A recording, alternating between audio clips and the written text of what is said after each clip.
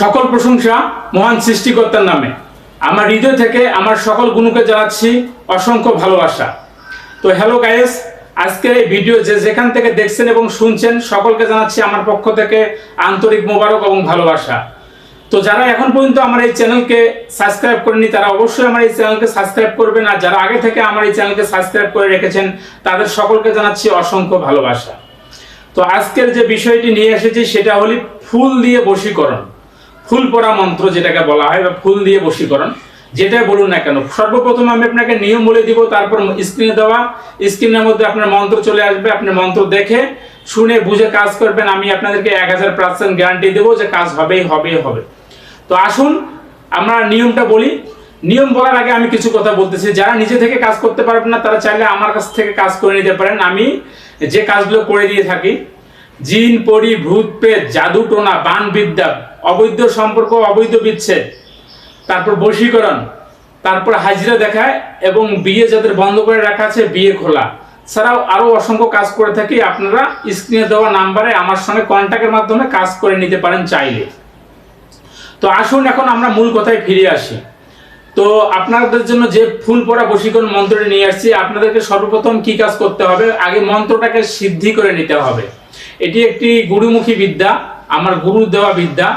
তো আমি আপনাদেরকে বই থেকে তুলে আমি আপনাদেরকে সরাসরি প্রয়োগ করতেছি। তো আপনাকে যে নিয়মটি পালন করতে হবে, যে কোনো শনিবারের দিন এই কাজটি আপনাকে শুরু করতে হবে। পূর্ব দিকে মুখ করে বসবেন, আর আপনাকে এই কয়েকদিন আপনাকে নিরামিষ খাইতে হবে 1 সপ্তাহ।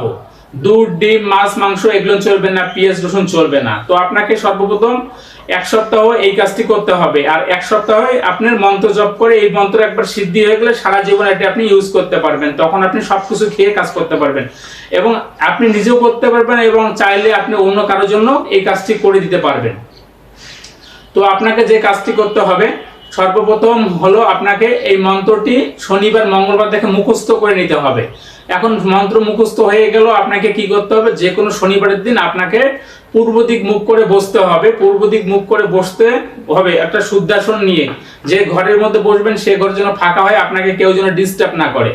তো গায়ের মধ্যে একটি সুগন্ধি মাখিয়ে নেবেন এবং শুদ্ধ বস্ত্র পরে নেবেন, পরিপাটি, এক কথায় নাপাক না, যেটাকে বলা হয় একবারে শুদ্ধ পরিপাটি একটি বস্ত্র পরে নেবেন। পরে নিয়ে পূর্ব দিক মুখ করে রাত 12টার পরে আপনাকে বসতে হবে।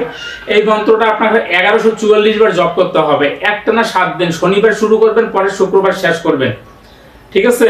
তো এইভাবে 7 দিন আপনার মন্ত্র জপ করা শেষ হয়ে গেল।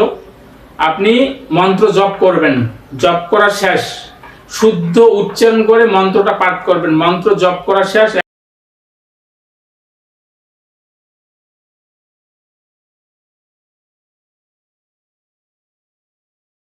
এখন আপনি কি করবেন, প্রয়োগ করার বিধি।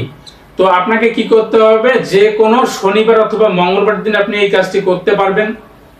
যে কোনো সুগন্ধিযুক্ত ফুল আপনি নিয়ে আসবেন, যে কোনো ফুল, সেটা যেন সুগন্ধি হয়, মানে গন্ধযুক্ত। যেমন গোলাপ ফুল আছে, বেলি ফুল আছে, বকুল ফুল আছে।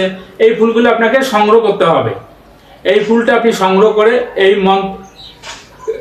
কি করবেন, নিয়ে আসবেন। নিয়ে এসে 51 বার পড়তে হবে আপনাকে মন্ত্রটা।